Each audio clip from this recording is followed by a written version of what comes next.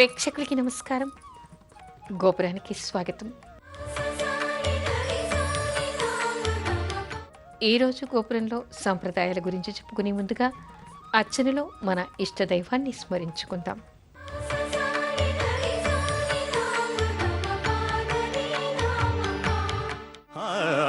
నిన్ను గన్ని శరణమని సన్నుతించు వేళ జన్మధన్యమవుతుంది బాబా, మా జన్మధన్యమవుతుంది బాబా. దాతవని తలచుకొని జోతలిడే వేళ దైవం తల ఊపుతుంది కాదా, దైవం తల ఊపుతుంది కాదా.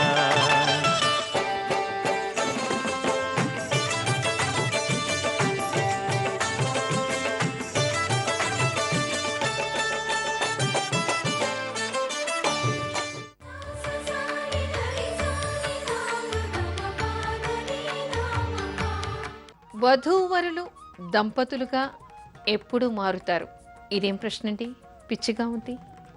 వధూవరులు అంటేనే వివాహం కాగానే, అంటే సూత్రధారణ కాగానే లేదా జీలకర్ర బెల్లం పెట్టగానే దంపతులుగా మారిపోతారు కదా.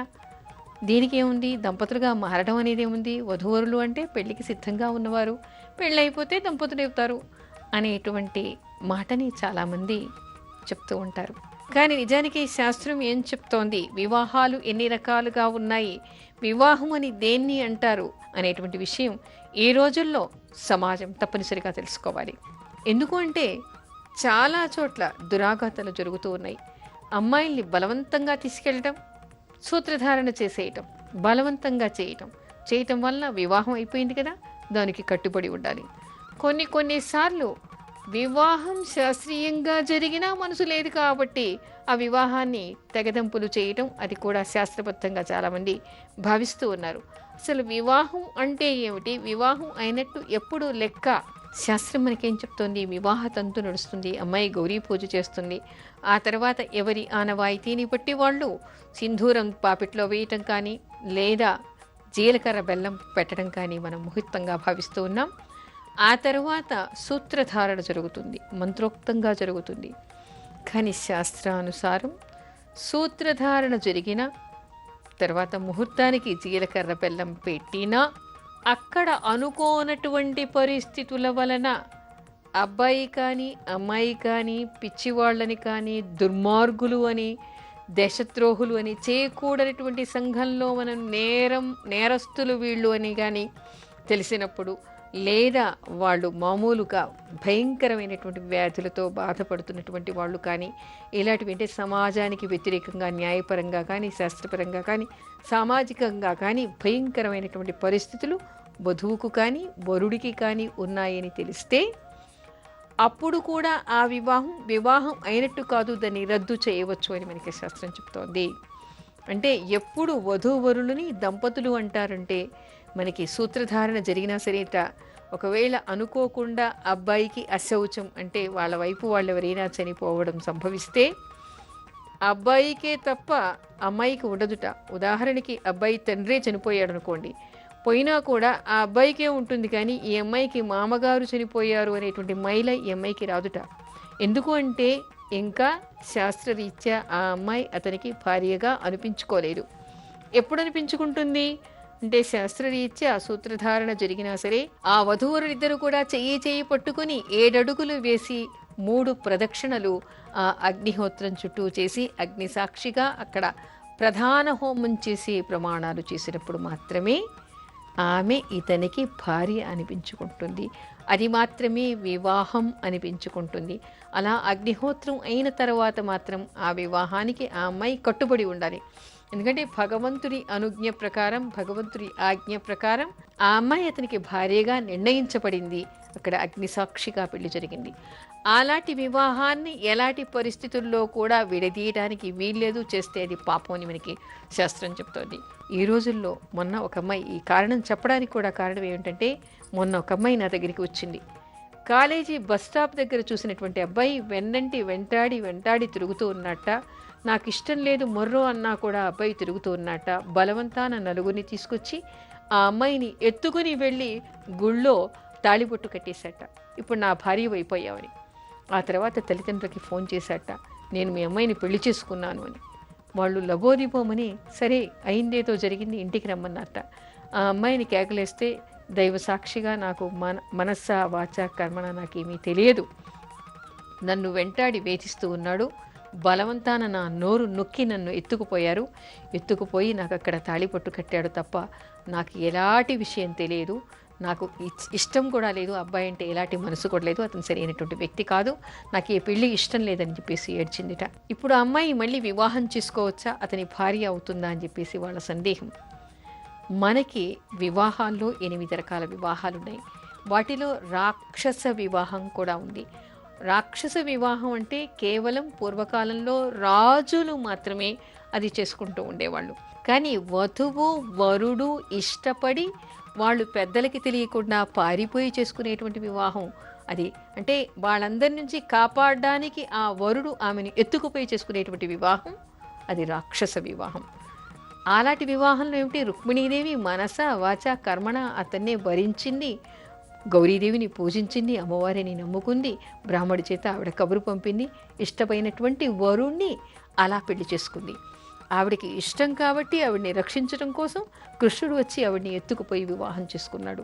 అంటే వధువు వరుడు ఇద్దరూ ఇష్టపడి ఎక్కడైతే తనకి వ్యతిరేకమైనటువంటి పరిస్థితుల్లో బలవంతపు వివాహం జరుగుతుందో అక్కడి నుంచి దూరం వెళ్ళి వాళ్ళిద్దరు పెళ్లి చేసుకున్నారు.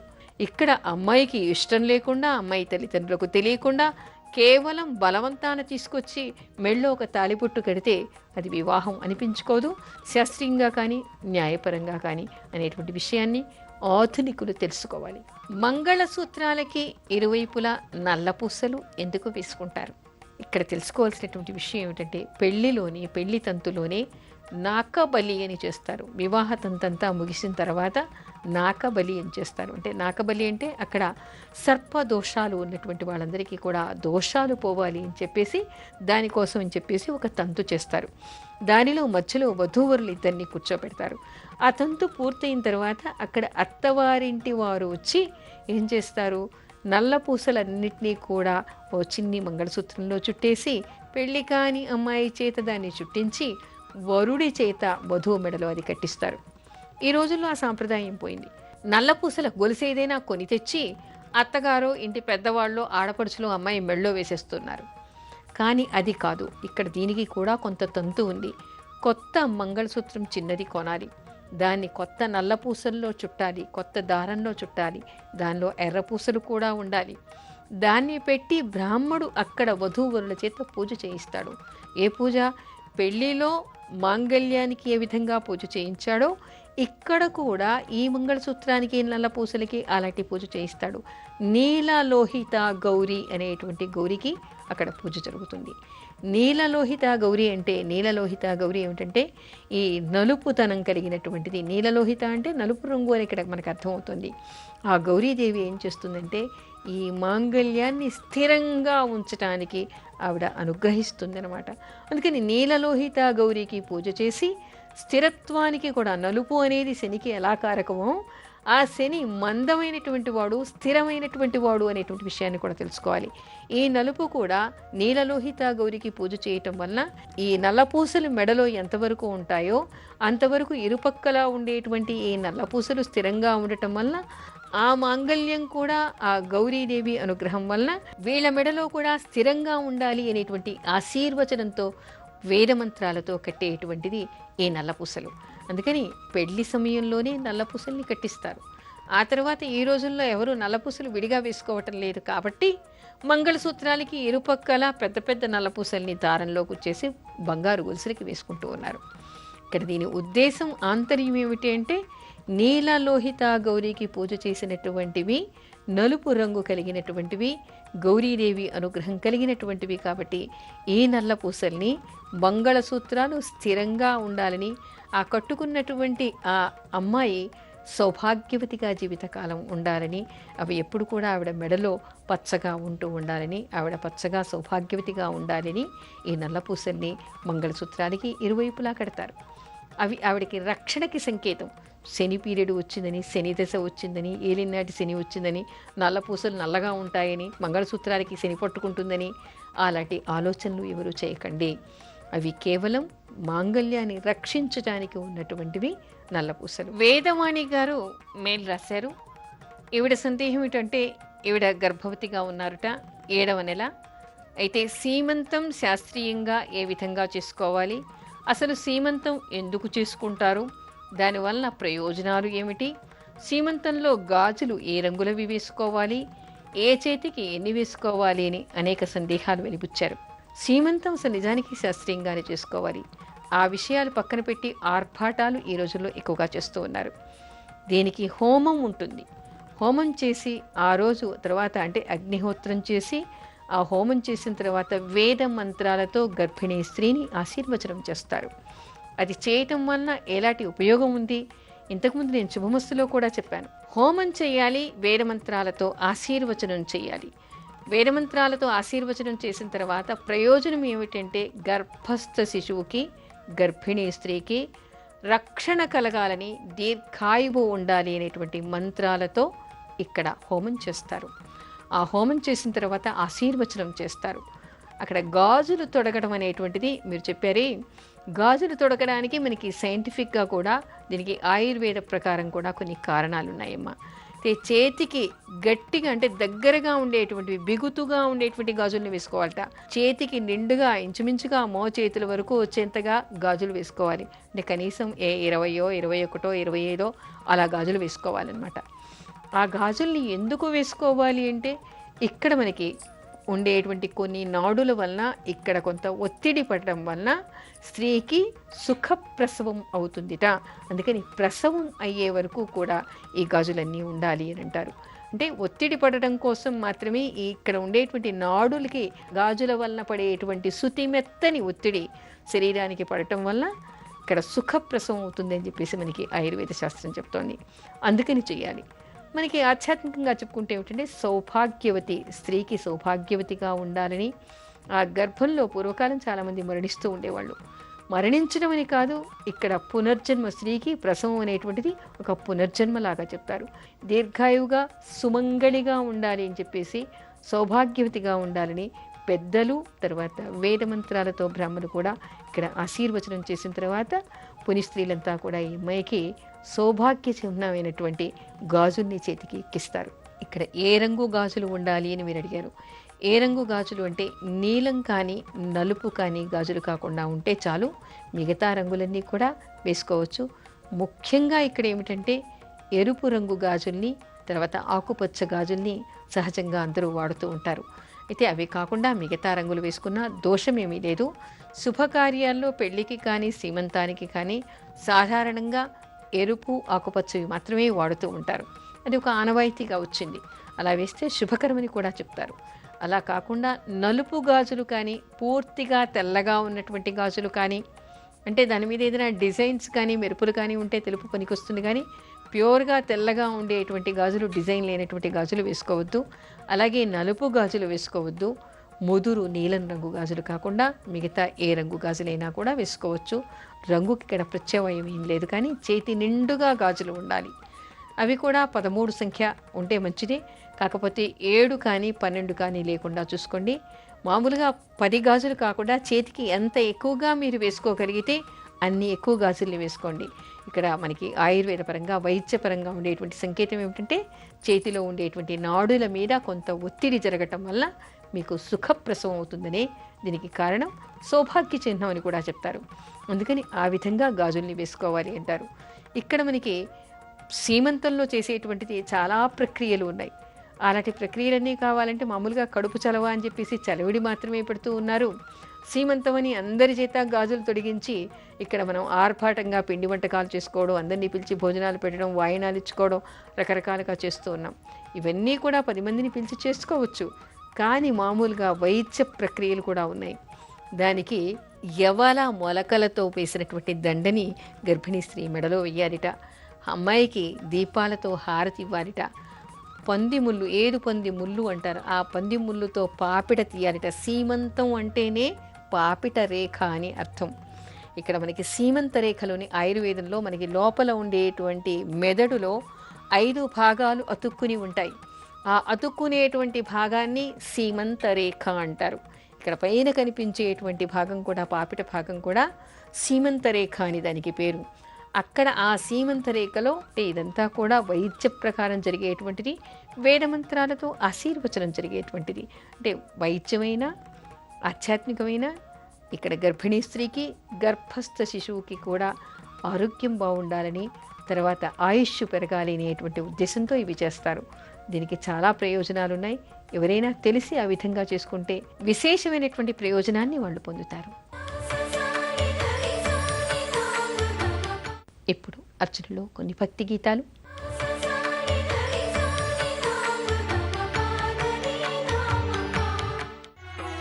ఓం జయ జగదీश हरे स्वामी जय जगदीश हरे भक्त जनों के संकट दास जनों के संकट क्षण में दूर करे ओम जय जगदीश हरे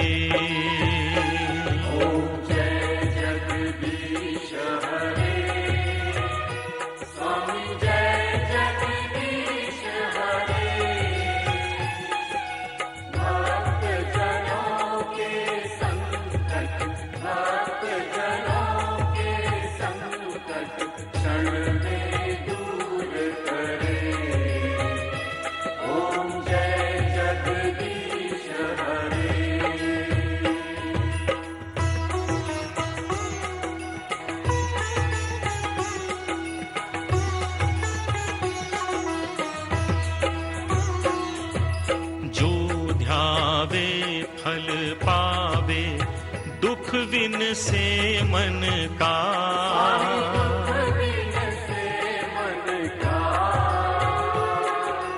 सुख संपत्ति घर आवे कष्ट मिटे तन का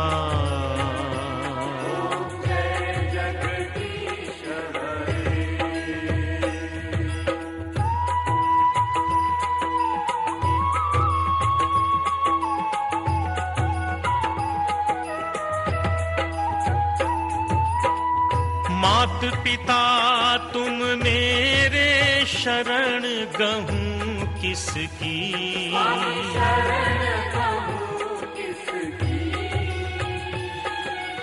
तुम बिन और ना दूजा आस करूं जिसकी